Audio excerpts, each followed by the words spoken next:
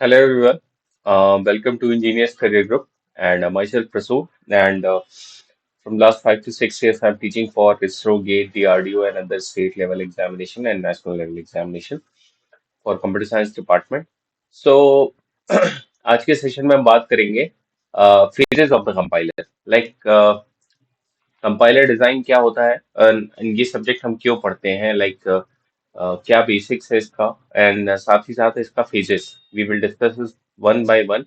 हम इसके फेजेस के बारे में डिस्कस करेंगे और देखेंगे कि हर फेज का क्या एग्जैक्ट वर्किंग होता है। ठीक है। So one thing is sure, students will be preparing for GATE 2025. Okay, so those students who are preparing for GATE 2025, for them we have launched our GATE course, 2025 GATE course, और ये 2025 GATE course already running है हमारे institute में, that is engineers career group. So you need to visit to the office. अगर आपको कोई भी query है रिगार्डिंग गेट 2025 के, like if you want to prepare for GATE 2025 for computer science, then you can definitely contact with us and link जो है आपको description में मिल जाएगा and contact number as well. Okay, so आज के सेशन में हम बात करेंगे how that compiler design work. Okay, and in working we can say basically हम किस किस फेजेस से गुजरते हैं और किन किन फेजेस का क्या क्या फंक्शनैलिटी है, तो वन बाय वन हम डिस्कस करेंगे। ठीक है। तो as we know, in compiler, what is a compiler? So compiler what it does, high level language और हाई लेवल लैंग्वेज किससे प्रोसेस होता है? प्री प्रोसेसर से। ठीक है, preprocessor, preprocessor, then this preprocessor gave it to the compiler. Okay, so compiler, and then this compiler will give as a assembler, and then it is passed to the loader or linker. So this is a general phenomena. ये क्या है? General है। Like compiler का क्या काम होता है? Basically आपके हाई लेवल लैंग्वेज को, if you see this level, okay, so this level is pass to the compiler phase. Okay, so this level and then it is giving to the target code. So in this level, target code will be there. And ये target code क्या होता है? It can be the machine language. Okay, so machine understandable language. So it consists of what? Binary numbers. तो binary numbers को ये consist करता है और साथ ही साथ इनके असेंबली लैंग्वेज कन्वर्जन में हेल्प करता है। सो this is the working of compiler. Okay, ना अगर हम बात करें कंपाइलर के फेजेस की, ठीक है, तो कंपाइलर में कितने फेजेस होते हैं? कोई भी इनपुट हम देते हैं अपने हाई लेवल लैंग्वेज में, तो we write some instruction. Okay, so instruction हम कैसे लिख सकते हैं? कैसे? जैसे भी अगर x is equals to Y plus z star a, let's say this is an expression. Okay, so we know what we call it as a expression. So expression always contain what? Operand and operators. Okay, operand and operator. So these are the operators. So these are the operators. Okay, so is equals to plus star. So these are uniquely identified. Okay, और यहाँ पे x, y, z. So these are what? X, Y, Z, and then A is also there. So these are what? Uniquely identified. तो हम कह सकते हैं कि इन सब एक्सप्रेशन को हम जब पास करते हैं, like we give input, so these expression will be written in high level language. High level language में कंसिडर करते हैं जब हम इनको पास करते हैं, when we give it to the compiler. Okay, तो व्हाट हैपेंस? कंपाइलर को देने के बाद क्या होता है? Compiler is itself divided into some phases. Okay, कुछ फेजेस में डिवाइडेड होते हैं। जैसे कुछ फेजेस में कौन कौन से फेज हो सकते हैं हमारे पास? तो सबसे पहला क्या होता है? Lexical analysis, analyser. Okay, so apart from lexical analyzer, we have some more phases. So next one is what? Syntax analyzer. Analyzer. Next one is semantic analyzer. Semantic analyzer. Then we have intermediate code generation.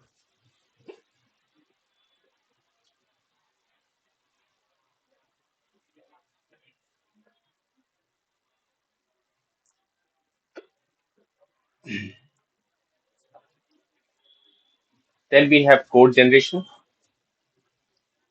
sorry, code optimization, and last one is what? Our target code, target code generation. So these are the what? Six phases. These are the six phases. And ये total phase कितने होते हैं इसके अंदर? छह phases में divided होते हैं.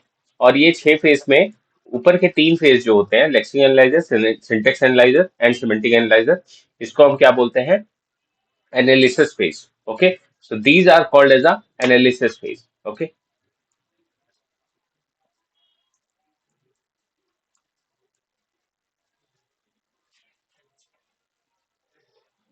और इनको हम और भी क्या कह सकते हैं? These are also called as front and.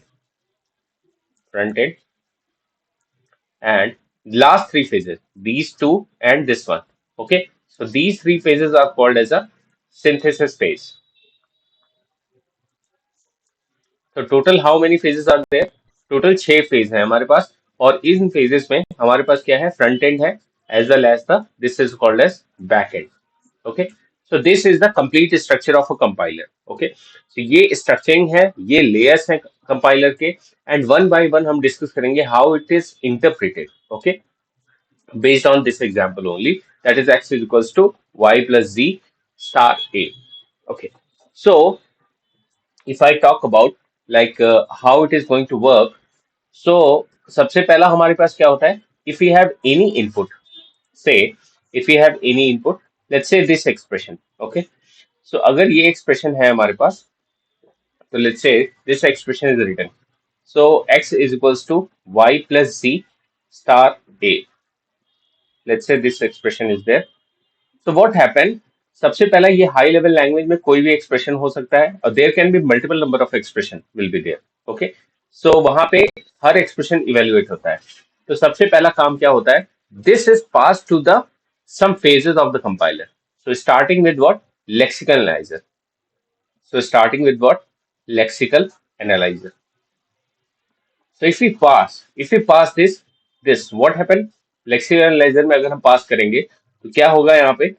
So it consists of two things. Okay, it is divided into two sections. Okay, so two sections means what? The term, two things will be there. First one is what? Lexeme, and second one is what? Token. Okay, so how we differentiate between these two? जब जैसे ही lexical analyser में पास होता है तो हमारे पास दो segment पे निकल के आते हैं.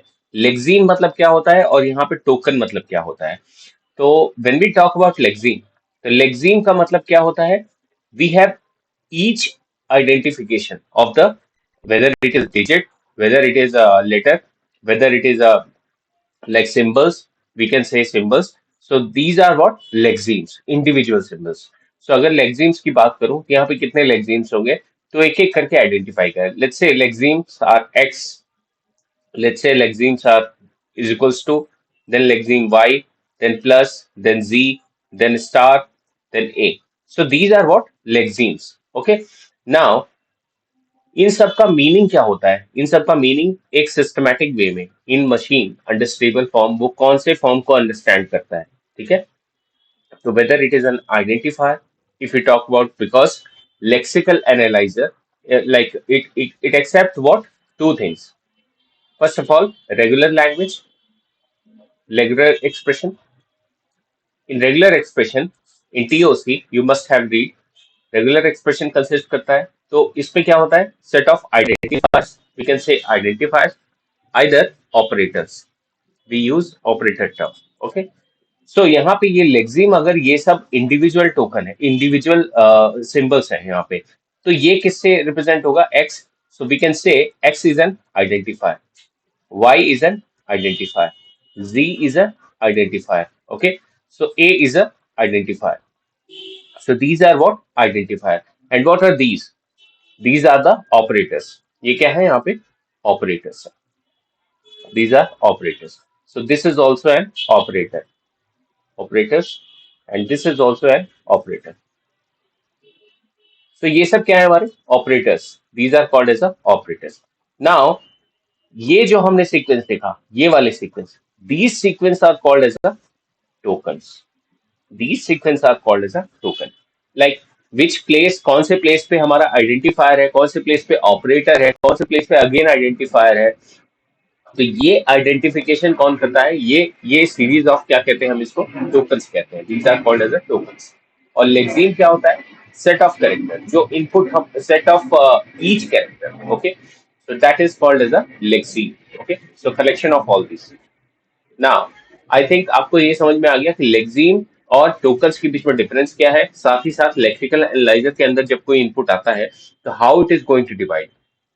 इसके बेस पे बहुत प्रीवियस ईयर क्वेश्चन होते हैं, like they will ask you given expression, कोई भी एक्सप्रेशन देंगे, on on that expression you need to identify how many number of lexemes are there, how many number of tokens are there, so you need to choose that wisely, okay। after that, अब इसका format कैसा हो सकता है, कह सकते हैं कि कोई एक एक्सप्रेशन किस फॉर्मेट में रिप्रेजेंट हो सकता है, ठीक है। तो हम कह सकते हैं कि एक्सप्रेशन कैसा हो सकता है, अगर हम बात करें, अगर हम सी लैंग्वेज, किसी हाई लेवल लैंग्वेज में डिक्लेरेशन पार्ट अगर देखें, किसी वेरिएबल को डिक्लेयर करना या एक्सप्रेशन को डिक्लेयर करना, तो there are some certain rules, okay, कुछ रूल्स होते हैं। तो इसी तरह हाई लेवल लैंग्वेज में जब हम इनपुट लेते हैं, तो इस लेक्सिकल एनालाइजर के पास क्या होता है, रूल होता है, ठीक है। Since it is using using the regular expression, अगर ये रेगुलर एक्सप्रेशन यूज कर रहा है तो इसका क्या होगा, सेट ऑफ रूल्स होगा। और रूल्स क्या होता है इसके अंदर, तो we can say this is followed by some type of like letter, we have some letter, so letter followed by any combination of letter plus digit, okay। so we can say letter means what, if we write something like a and a 0 1 2, something like that, okay। so these are letter along with the letter, and these are what, uh, combination of what, digit as well, okay। so या तो इस format में होगा, या तो हमारे किस format में होगा, underscore, because underscore is a valid, okay. Underscore क्या होता है हमारा, रिकॉग्निशन के लिए वैलिड होता है। We can start any sequence with the underscore symbol, it is valid, okay। so now we can write followed by letter plus digit, any number of letter plus digit। so this is the required format for any expression, okay। so tokens मतलब क्या होता है, tokens यहाँ पे हम क्या कह रहे हैं, तो tokens मतलब क्या होता है, it is the meaning of lexeme, it is the meaning of lexeme। हर लेक्सीम का क्या मीनिंग होता है वो निकल के आता है, वो हम क्या कहते हैं, उसको टोकन्स कहते हैं, ठीक है। तो आई होप आपको ये पहला फेज समझ में आया होगा, लेक्सिकल एनालाइजर का मतलब क्या हुआ। कोई भी एक एक्सप्रेशन है, एक्सप्रेशन को लेक्सिकल एनालाइजर में इनपुट दिया, उसके बाद ये these are divided in two parts, okay. so that is called as a token। so token means what, it is a meaning of the lexeme, okay। so what each character, एक एक character क्या बता रहा है, वो क्या बोलता है, टोकन बोलता है, ठीक है। so this is called as a lexical analyzer phase, okay।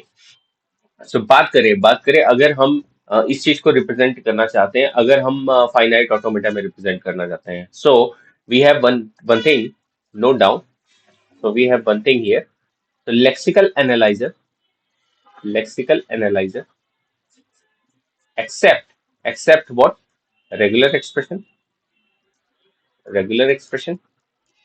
sometimes it is also called regexes, okay, regexes, and also it works on a finite automata, finite automata.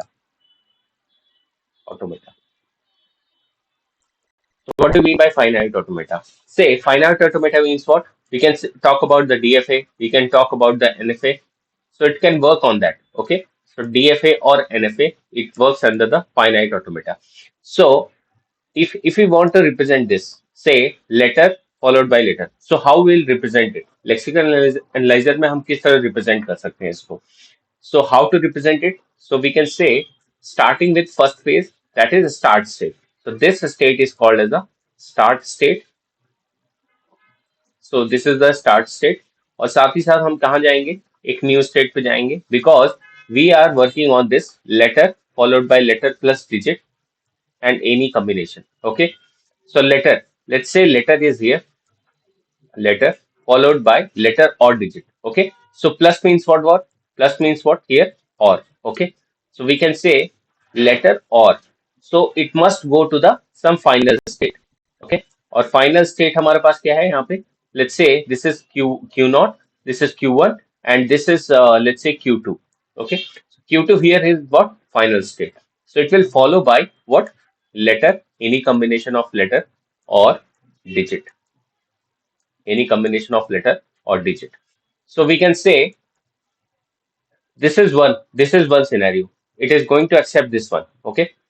अगर हमें दूसरा चीज एक्सेप्ट करना है, that is underscore. Okay. So we have to make one more transition. Okay. So from where it will go transition. So this transition will go here Q2, and now this Q2 will pass to the like Q3. We can say Q3 is there. So यहाँ पे हम क्या पास कर सकते हैं? Any combination of letter or digit and start. Okay. So here start this here what we'll use underscore. So can we say this is a finite automata? ये हमारा क्या है? Finite automata है.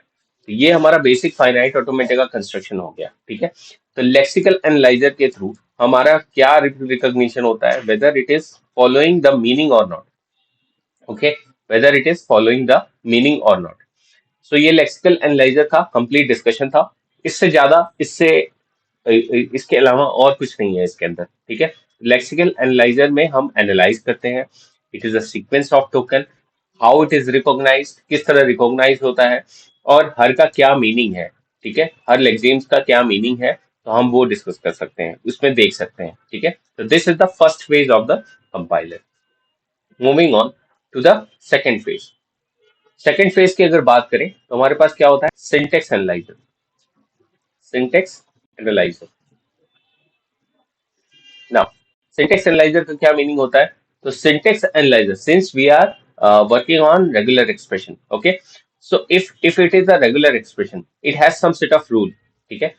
सेट ऑफ रूल में मतलब हम क्या कह सकते हैं? एक फाइनाइट सेट ऑफ रूल्स होगा. Let's say we have rules here, and syntax tree का एनालाइजर हमारा क्या देता है? हमेशा पास ट्री देता है. And what is this parse tree? Parse tree. So हम कह सकते हैं कि एक प्री डिफाइंड फॉर्मेट है. एक प्री डिफाइंड फॉर्मेट है. बेस्ड ऑन दैट कुछ रूल्स है, उनके उनके ऊपर ये पास ट्री जनरेट करता है. तो वो रूल्स क्या हो सकते हैं? ठीक है. तो हमारे कंपाइलर के अंदर कुछ रूल्स फॉलोड होते हैं. Like which rules are there? Let's say initially हम किसी एक स्टार्टिंग पॉइंट से स्टार्ट करते हैं. अगर हम कुछ भी इवेल्युएशन कर रहे हैं तो सबसे पहला एक स्टार्टिंग पॉइंट होना चाहिए.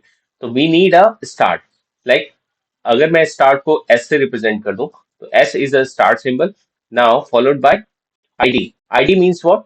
अ identification of a operand. Okay, so operand means what? ID. So ID is equals to E. So this is the E. So E means what here? E means what? Expression. So this E means what? Expression. So one by one हम discuss करेंगे इसको. दूसरा चीज हम क्या क्या format हो सकता है? It can be format of E expression. So expression plus T means what? Term. So E plus T means what? Term. Or T, only term. Okay, expression will give you term और expression plus term. तो दो चीज यहाँ पे दे सकते हैं. तीसरी चीज क्या? T यहाँ पे अगर है तो T को हम कैसे आइडेंटिफाई कर सकते हैं? तो T multiplication operator and similarly followed by F. Now F is what here? तो F is what? Factor. तो F को हम क्या बोलते हैं? Factor. And followed or. This is an or. Okay. तो ये रेगुलर एक्सप्रेशन में हम क्या देखते हैं? ये और है, और हमारा क्या है? This is a factor. Okay. We can consider another production. So if we write like this, okay, so E tends to E plus T, or E tends to T. So both are correct. So if we represent like this, अगर हम ऐसे लिखते हैं या फिर ऐसे लिखते हैं, दोनों क्या है? करेक्ट चीज है. ठीक है. तो दोनों हम एक प्रोडक्शन को सेपरेट कर दिए बाय गिविंग अ और symbol. Okay. So now next final factor will give the identifier. So these are the rules. So these are the rules. तो इस बेसिस पे हम कंस्ट्रक्शन करते हैं. तो हमारा कोई भी एक्सप्रेशन होता है, लेट्स से अगर हम पुराना एक्सप्रेशन कंसिडर करें, that is x is equals to y plus z star a. Okay, तो लेट्स से अगर हमें ये एक्सप्रेशन पास भी करना है, like it is pass to the, हम इमेजिन करते हैं कि हमारा पहला लेक्सिकल एनालिसिस से पास हो गया, तो लेक्सिकल एनालिसिस से पास होने के बाद हमें इसको पास ट्री में कन्वर्ट करना है. तो how do we convert it? Okay, तो सबसे पहला क्या है, we start with the start symbol. Okay, so basic अगर इसका रिप्लिकेशन देखें, अगर हम इस फॉर्म में देखें, अपास्ट्री के डेरिवेशन में देखें, तो इसका अगर हमें रिप्रेजेंटेशन करना हो तो हम किस तरह कर सकते हैं? So like we can do something like what is the first start symbol, हमें क्या दे रहा है? That is giving ID. Okay, followed by this is equals to, followed by what? E, and one more symbol is there, that is semicolon. Okay, so now this E, what it gives? तो पहला production क्या है? E plus T. तो E plus T it is giving, and similarly and this E further हम किस में evaluate कर सकते हैं? एक और प्रोडक्शन है हमारे पास, that is T. So this production. Okay, so E can be derived in T and T further can be derived in ID. Okay, so this is ID. Now next thing, हम T को अगर derive करना चाहें तो T को हम क्या कर सकते हैं? टी को हम एक प्रोडक्शन देख सकते हैं. टी का प्रोडक्शन क्या है?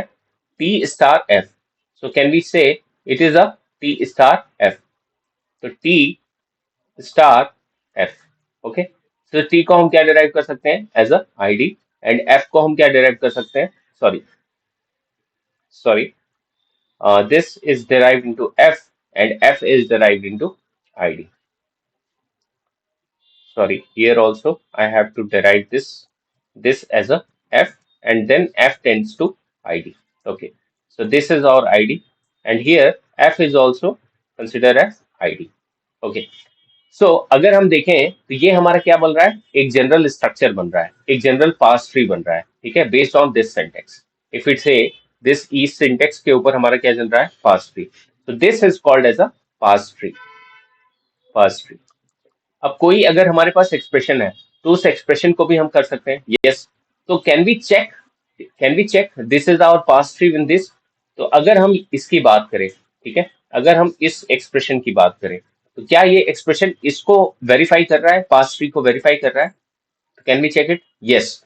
तो अगर हम देखें हमारे एक्सप्रेशन को, क्या है? x is equals to Y plus ji star a. So can we say this is our identifier? Yes. So this is also an identifier? Yes. This Z is also an identifier? Yes. This A is also an identifier? Yes. Now this is what? Operators. So can we check here? ये हम check करें अगर यहाँ पे, तो हमारे पास क्या निकल के आ रहा है? So this ID, first ID matches with this ID. So this ID is equals to, and after that it is followed by identifier, then again followed by this plus symbol, then again followed by this ID, then again followed by this star, then again followed by ID. और ये complete हमें क्या दे रहा है? एक expression निकाल के दे रहा है. So this expression is giving the same thing here. So ID is equals to plus star D. ये हमारा complete expression निकल के आ रहा है यहाँ पे. ठीक है, तो अगर यहाँ पे हम आइडेंटिफाई करते हैं, ठीक है, तो हमारा इस सिंटेक्स एनालाइजर क्या चेक करता है? तो बेसिकली हम यहाँ क्या ऑब्जर्व किए? What is the conclusion here? तो कंक्लूजन ये है कि हमेशा जो इनपुट आता है, हमेशा जो इनपुट आता है वो किस पे चेक करता है? इन सेट ऑफ रूल्स पे चेक करता है, whether it is satisfying the pass tree criteria और नॉट. ठीक है, तो पास ट्री क्राइटेरिया सेटिस्फाई कर रहा है कि नहीं? तो यहाँ पे सेटिस्फाई कर रहा है. ठीक है, अब बात करें अगर यहाँ पे हम जितने सिंबल्स यहाँ पे यूज किए हैं, तो रेगुलर एक्सप्रेशन के अंदर हम क्या देखते हैं? इन सिंबल्स को दो तीन कैटेगरी में डिवाइडेड किया है. सबसे पहला क्या है? यहाँ पे जितने भी हम सिंबल्स यूज कर रहे हैं इंक्लूडिंग द आईडी, ठीक है, सिंबल्स इंक्लूडिंग द आइडेंटिफायर, तो those are known as what? Terminals. Terminals. और टर्मिनल्स में हम क्या क्या लेते हैं? ID, first one is ID, and second one is A, this, and then this, then, और साथ ही साथ अगर हमारे पास कोई स्मॉल लेटर है, small letter like A, B और C etcetera, anything, so we will consider in the terminal section. इसको हम क्या बोलते हैं? These are called as a terminals. And non terminals की अगर बात करें, नॉन टर्मिनल्स की अगर बात करें, नॉन टर्मिनल्स हमारे पास क्या क्या होते हैं? We have variables. इनको नॉन टर्मिनल्स को हम और भी क्या बोलते हैं? वेरिएबल्स और वेरिएबल्स. तो वेरिएबल्स के अंदर क्या हो सकते हैं? तो these are what? Capital letters, all capital letters what it has written. So first one is what? Start symbol. Start symbol expression given by T, then given by F. So this is what non-terminal और variable. So ये regular expression के अंदर इन चीजों को consider दिया जाता है. ठीक है. तो मेरे हिसाब से आपको एक आइडिया लग गया कि how to generate, how to see the पास्ट ट्री. पास्ट ट्री को हम किस तरह देख सकते हैं. ठीक है. तो और दूसरी बात क्या है, पास्ट ट्री जो प्रोड्यूस करता है वो क्या प्रोड्यूस करता है, एक सिमेंटिक एनालाइजर फेज में जाता है. ठीक है. जो भी हमारा पास्ट ट्री होता है वो सिमेंटिक एनालाइजर फेज में जाता है, और सिमेंटिक एनालाइजर उसको क्या करता है, उसको चेक करता है whether it is semantically correct और नॉट. ठीक है. जैसे हमारा, अगर मैंने ये देखा कि यहाँ पे ये एक्सप्रेशन आ गया, id is equals to id plus id star id. Okay. So this expression is valid और नॉट. ये एक्सप्रेशन हमारा वैलिड है कि नहीं, तो हम क्या चेक करेंगे किसमें? So we have to go for another stage of the compiler. हमें एक और स्टेज में जाना पड़ेगा. तो that is what syntax analyser के नेक्स्ट वाला फेज. ठीक है. So let's say next phase is what. So previously हमने क्या देखा अभी? Syntax analyser, syntax analyser, and syntax analyser से हम कहाँ पहुंचे? हम पहुंचे सीमेंट एनालाइजर पे. सिमेंटिक एनालाइजर ना. और इनिशियली हम कहाँ थे? लेक्सिकल पे थे. Lexical analyser, analyser, lexical analyser, syntax analyser, then semantic analyser. तो सिंटेक्स एनालाइजर के बाद हमारा कौन सा आता है? वो सिमेंटिक एनालाइजर. तो सिमेंटिक एनालाइजर क्या करता है? Whether it is going to check whether appropriate is there not. जैसे हमने क्या, हमें क्या फीड हो रहा है यहाँ पे? सिमेंटिक एनालाइजर के लिए क्या फीड हो रहा है यहाँ पे? That is id is equals to id star id plus id. Okay. तो this is what we are feeding to. हम इसको दे रहे हैं, हम इसको पास कर रहे हैं किसको? सिमेंटिक एनालाइजर को. अब सिमेंटिक एनालाइजर क्या करेगा यहाँ पे, अगर हम शॉर्ट में समझना चाहें तो लाइक से, इफ ए अगर सिमेंटिक एनालाइजर के पास ये आता है id is equals to id star id plus id. अब हम देखेंगे कि सिमेंटिक एनालाइजर का क्या वर्क होता है. तो यहाँ पे अगर हम बात करें इसकी, इस टर्म की, दिस आईडी. ओके. तो ये आईडी हम कोई कांस्टेंट टर्म नहीं रख सकते या कोई कांस्टेंट वैल्यू नहीं रख सकते. लाइक अगर मैं लिखूं x is equals to Y plus ji star A, और लेट्स से y is equals to 2, z is equals to 3, and let's say a is equals to 1. Okay. सो अगर ये वैल्यू है तो वैल्यू इवेल्युएट होके हमें किसके पास स्टोर करेंगे? x के पास स्टोर करेंगे. तो x कभी भी क्या नहीं हो सकता? Constant, because these are what? Constant. इनको हम क्या बोलेंगे? कांस्टेंट बोलेंगे. और ये कांस्टेंट वैल्यू इस x के अंदर स्टोर नहीं हो सकते. ठीक है. तो it will always be an variable, it will always be an identifier. Okay. So this cannot be constant. तो यही मैं कह रहा हूं यहाँ पे कि ये id जो है, it cannot be, can't be constant. और ये तीन क्या हो सकते हैं? this can be the constant. Okay. So these three can be the constant. ये क्या हो सकते हैं? constant हो सकते हैं. तो बात करें, अगर ये तीन कांस्टेंट हो सकते हैं और एक कांस्टेंट नहीं हो सकता, एक क्या होता है? सिर्फ और सिर्फ स्टोरिंग पर्पस के लिए यूज हो सकता है. तो ये जो हमने पूरा एनालिसिस किया है यहाँ पे, ठीक है, ये पूरा एनालिसिस कौन सा कांस्टेंट हो सकता है, कौन सा नहीं हो सकता है, कौन सा वेरिएबल स्टोरिंग के लिए है, अगर ये अप्रोप्रिएट पोजीशन पे है अपने, ठीक है, अगर अपने अप्रोप्रिएट पोजीशन पे है, तो then it is what? Semantically verified. तब हम उसको क्या बोलते हैं? It is a semantically verified. ठीक है. I guess you got the concept. Okay. So बात करें नेक्स्ट फेज की. तो नेक्स्ट फेज में अगर हम देखें, तो नेक्स्ट फेज में हमारा आता है क्या? सिमेंटिक एनालाइजर के बाद हम कौन से फेज में आते हैं? We are into the intermediate code generation. ठीक है. So intermediate intermediate code generation. ठीक है. अब इंटरमीडिएट कोड जनरेशन का what is the work of intermediate code generation? तो हम कह सकते हैं कि इंटरमीडिएट कोड जनरेशन मतलब क्या होता है? So it is checking weather it is, मतलब हम एक तरह से थ्री एड्रेस कोड हम दे सकते हैं. नहीं, intermediate code generation phase help कि हम थ्री एड्रेस कोड की तरफ बढ़ सकते हैं या नहीं। ठीक है, अब थ्री एड्रेस कोड क्या होता है? सपोज करो हमारा एक्सप्रेशन क्या था, ID is equals to ID star ID plus ID. Okay, so यहाँ पे ये रिकॉग्नाइज करेगा कि this ID belongs to which one, this id belongs to which one? So that is belongs to x is equals to y plus z plus, sorry, y, yes, star. Okay, so y plus or star plus a. Let's say this is our expression based on this. Okay, तो यहाँ पे अगर expression दिया हुआ है let's से, तो ये आइडेंटिफाई करेगा वेदर इट इज अप्रोप्रिएट और not, weather it is appropriate position और नॉट। ठीक है, और इसका अब हमें क्या कर सकते हैं, अगर हमें अगर हमें थ्री एड्रेस कोड लिखना है, अगर हमें मशीन लैंग्वेज में इसको कन्वर्ट करना है, तो इसको मशीन लैंग्वेज की तरफ हमें लिखना पड़ेगा। ठीक है, तो किस तरह हम लिख सकते हैं इसको? So we have to load the value. Okay, so in this अगर हम इसको लिखना चाहें तो हम कैसे लिख सकते हैं, इवेल्युएशन कैसे होगा? तो we need to evaluate this part only. Okay, तो we need to evaluate this part only. तो सबसे पहले हम क्या लिखेंगे? सबसे पहले इवोल्यूशन किसका होगा? y और z का। ठीक है, सबसे पहले y और z का। तो y और z के लिए हम क्या लिख सकते हैं? We have to take some temporary variable. तो यहाँ पे रिप्रेजेंटेशन हम कैसे करते हैं? एक कोई टेम्पररी वेरिएबल लिया और उसके अंदर रिजल्टेंट स्टोर किए, जैसे हमने y स्टार z को अगर हमने क्या किया, इसके अंदर स्टोर किया। ठीक है, नेक्स्ट हम क्या लिख सकते हैं? अब इन दोनों की वैल्यू टी नॉट में स्टोर हो गई। क्या बचा हमारे पास resultant? x is equals to T naught plus A. So we need to add this T naught to the A. Let's say we have taken T one and T naught को हमने plus किया A के साथ। Okay, so this is what resultant.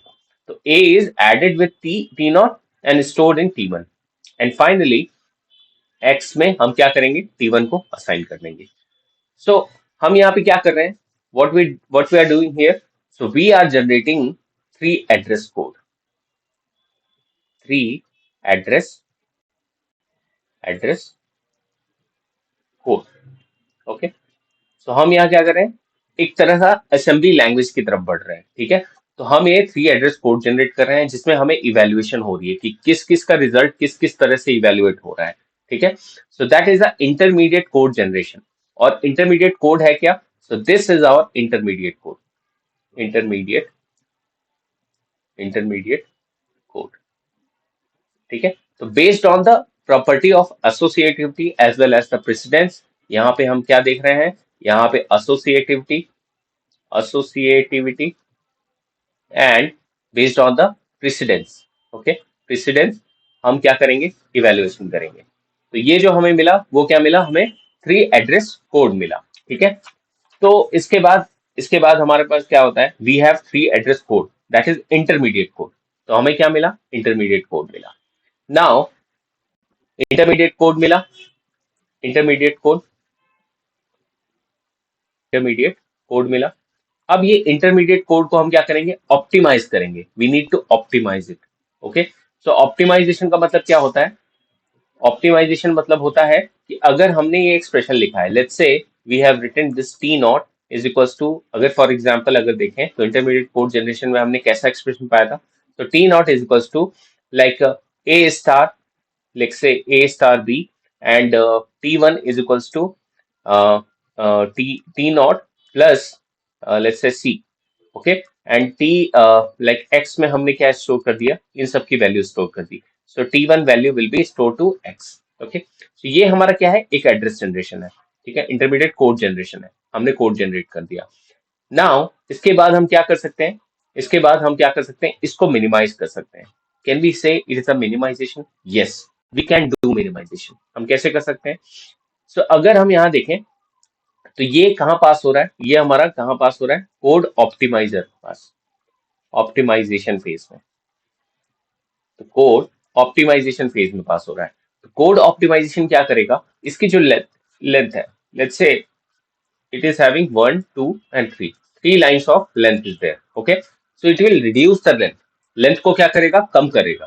ठीक है, जैसे ही length को कम करेगा तो it can be represented in some other pattern। so how it has been represented? so अगर मैं कहूं यहाँ पे, अगर मैं कहूं यहाँ पे ये T1 is equal to T0 plus C, ये हमें थोड़ा सा, हम इसको क्या कर सकते हैं, मिनिमाइज कर सकते हैं। Can we remove this, can we remove this, हम इसको क्या कर सकते हैं, रिमूव कर सकते हैं। तो हम इसको रिमूव कैसे करेंगे, तो we can write here T0 is equal to A star B, and similarly so directly we can write x is equals to what, T0 plus C.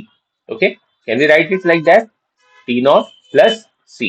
अगर मैं इसको दो लाइंस में भी लिख ले रहा हूं, तो मैं यहाँ क्या कर रहा हूँ, मैं यहाँ क्या कर रहा हूँ, उसको ऑप्टिमाइज कर रहा हूँ। This is what we optimisation we are doing. ठीक है, तो हम कोड को क्या कर रहे हैं, ऑप्टिमाइज कर रहे हैं, ऑप्टिमाइज कोड हो रहा है। तो this is what optimisation part. इस तरह से हम क्या करते हैं, थ्री एड्रेस कोड को ऑप्टिमाइज करते हैं। तो ये हमने थ्री एड्रेस कोड जनरेट किया, एंड इसके बाद क्या होता है, इसके बाद हमारा लास्ट फेज आता है target code generation. So that is target code generation, target code generation. अब ये टारगेट कोड जनरेशन का मतलब क्या होता है, अब हमारे पास, अगर आपने देखा होगा, मूव, लोड, स्टोर, ये सब क्या होते हैं, हमारे असेंबली लैंग्वेज होते हैं। तो what we do, we we see, हम कई तरह से एग्जांपल में अगर देखते हैं, जैसे लोड हमने देखा, लोड ए और B, something like that. Okay, so here it will be not load A, load B, and हम क्या कर सकते हैं, मल, मल ए, A, B, A comma B. If you write something like that, okay. So this is what target code generation, and target code generation के बाद ये इसमें convert होगा, and then after we will get to the binary digits. Okay, so binary meaning of those all things. ठीक है, तो ये क्या था, कंप्लीट एक एनालिसिस था किस तरह से वर्किंग होता है। This is not the complete explanation, but ये आपको एक एब्स्ट्रैक्ट आइडिया देगा कि how we are going to work on this compiler. हम इस कंपाइलर पे किस तरह से वर्क करते हैं, क्या फंक्शनैलिटी एड ऑन होती है, किस तरह से वर्कआउट होते हैं। ठीक है, साथ ही साथ यहाँ पे दो फेज, दो चीजें और हमें डिस्क्राइब करने को मिलती है। क्या होता है, सबसे पहला symbol table, symbol table, and second one is what, हमारे पास क्या होता है, error handler, error handler, handler. तो error handler and symbol table, इन दोनों का क्या काम होता है, तो यहाँ पे हमारे देखें, अगर हमारे पास कितने फेज होते हैं, 6 फेज होते हैं टोटल। ठीक है, तो 6 फेज में ऊपर के 3 क्या होते हैं, हमारे सिंथेसिस एनालिसिस फेज होते हैं, और लास्ट के 3 क्या होते हैं, हमारे सिंथेसिस फेज होते हैं। ठीक है, तो जो भी चीज है उनका साइज, लाइक इफ आई से द एक्सप्रेशन, लेट्स से, अगर मैं एक्सप्रेशन कोई लिखता हूँ, like x is equals to A plus A star B plus C, अगर मैंने कोई एक एक्सप्रेशन लिखा, इस एक्सप्रेशन में ये जो सिंबल है, ये क्या है, हमारा आइडेंटिफायर है। लेकिन ये आइडेंटिफायर कहीं ना कहीं हाई लेवल लैंग्वेज में डिक्लेयर हुआ होगा, है ना, कि ये किस तरह का डेटा है। ठीक है, किस तरह का डेटा है, तो एक्स क्या, weather it is a integer data, और इसका साइज कितना है। ठीक है, इसका डायमेंशन कितना है, डायमेंशन कितना है, और सबसे पहली बात, और ये एक्स कितनी बार यूज हुआ है, कितनी बार यूज हुआ है इन हाई लेवल लैंग्वेज में। ठीक है, तो ये सारी इंफॉर्मेशन कौन कैरी करता है, ये सारी इंफॉर्मेशन सिंबल टेबल के अंदर स्टोर होती है। ठीक है, तो मैंने खाली एक एग्जांपल लिया है इसमें एक्स का। ठीक है, एक्स का सारा इंफॉर्मेशन, किस टाइप का है, किस साइज का है, डायमेंशन कितना है, कितनी बार यूज हुआ है, और साथ ही साथ इसका एड्रेस क्या है, मेमोरी लोकेशन क्या है, everything, every pointer related to it, सारी चीज कहाँ स्टोर होती है, सिंबल टेबल के अंदर स्टोर होती है। साथ ही साथ अगर बात करें, तो ये हर एक्सप्रेशन जो भी इवेलुएट हो रहा होता है, उसकी सारी इंफॉर्मेशन अपने पास स्टोर करता है। और जब ये एनालिसिस फेज में होता है, स्टार्टिंग फेज में, उस टाइम के फेज में ये सारी इंफॉर्मेशन सिंबल टेबल में स्टोर होती है, और ये सिंबल टेबल से ये डेटा को ये फेच करता है during the synthesis phase. Okay, so हम कह सकते हैं symbol table is used across all the phases, सारे फेजेस में ये रिप्रेजेंटेड होता है।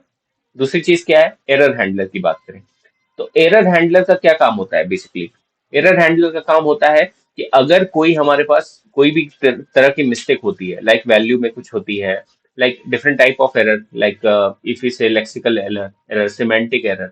ओके, सो अलग अलग तरीके के हर हर लेवल पे जो भी एरर जनरेट होंगे, उनको कौन पॉपअप करेगा, so that work of that pop-up is done by the error handler. So ultimately error handler हमारे यूजर को बताएगा कि what kind of error it is that, और किस लेवल पे वो एरर है ऑर्गेनाइज हो रहा है। तो ये काम किसका है, हमारे एरर हैंडलर का। ओके, सो अल्टीमेटली हमें एक एब्स्ट्रैक्ट आइडिया मिल गया कि how this symbol table is working, how this error handler is working, and किस तरह से हमने हर फेजेस को एनालिसिस किया। ठीक है, अगर हमारे पास सारे फेजेस हैं तो हम किस तरह से सारे फेजेस को कर रहे हैं, चाहे वो लेक्सिकल एनालाइजर हो, चाहे सिंटेक्स एनालाइजर हो, चाहे सिमेंटिक हो, चाहे इंटरमीडिएट कोड हो, चाहे कोड जनरेशन हो, चाहे टारगेट कोड जनरेशन हो। तो हर तरह का क्या है, एक एब्स्ट्रैक्ट आइडिया हमारे पास हो गया। तो how this compiler is going to work on any expression. ठीक है, तो आई होप आपको ये कॉन्सेप्ट समझ में आया होगा, और कॉन्सेप्ट के साथ साथ आपको एक बेसिक आइडिया हमें मिल गया कि हम किस तरह से वर्क करते हैं किसी भी हाई लेवल लैंग्वेज एक्सप्रेशन पे। तो ये क्या होता है, basic idea. Okay, so one by one इसके लेक्सिकल एनालिसिस का अपना एक अलग रिप्रेजेंटेशन है, अलग एक चैप्टर है, उसमें सारी चीजें एक्सप्लेन की हुई हैं। सिंटेक्स एनालाइजर का अलग होता है। ठीक है, लाइक पास ट्री अगर हम जनरेट करते हैं तो वो पास ट्री किस तरीके का पास ट्री हो सकते हैं, whether is a top down parsing, whether is a bottom up parsing. Okay, and इसके अंदर किस किस पैरामीटर पे वो वर्क करते हैं, पार्सिंग किस तरह से होती है, क्या क्या नए नए चीजें हम यूज करते हैं उस पार्सिंग के अंदर, तो वो सारी चीजें हम देखते हैं। तो हर फेज का अपना एक सिग्निफिकेंस होता है, अपना एक प्रोसीजर होता है। ठीक है, तो this all we got to know कि हमें किस तरह से हर फेजेस को ऑब्जर्व करना है, किस तरह से देखना है। तो ये क्या था स्टूडेंट, ये हमारा सारा 6 फेजेस था और 6 फेजेस का डिस्कशन था। इस तरह हमारा 6 फेज वर्क करता है। ठीक है, तो आई होप आपको सेशन में ये पूरा समझ में आ गया होगा कि हम क्यों कंपाइलर यूज करते हैं और कंपाइलर में हर लेवल का क्या फंक्शनैलिटी होता है। ठीक है, सो this is it guys, and जो भी स्टूडेंट यहाँ प्रिपेयर कर रहे हैं गेट 2025 की, they can join our batch for more detailed explanation, and based on that हम सिलेबस के साथ साथ previous year question according to concept building मेन, तो जो कि बहुत इंपॉर्टेंट पार्ट है उसका development, MCQ, mock test, so everything will conduct and we will give you weekly and monthly tests also. Okay, so thank you so much for watching this, and I hope you got the concept. Thank you so much guys. Thank you.